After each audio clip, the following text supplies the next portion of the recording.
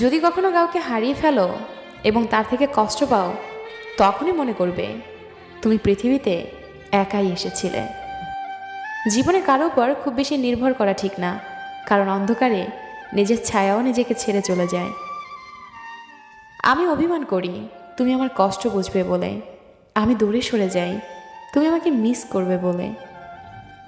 আমি এমন একজনকে চাই যে আমাকে বুঝবে, একটু চোখের আড়াল হলে পাগলের মতো করে খুঁজবে। কাউকে ভালোবাসি বোঝানোর সবচেয়ে বড় অনুভূতি হলো কান্না করা, কারণ যার জন্য কান্না আসে না তার প্রতি কখনো ভালোবাসা থাকে না।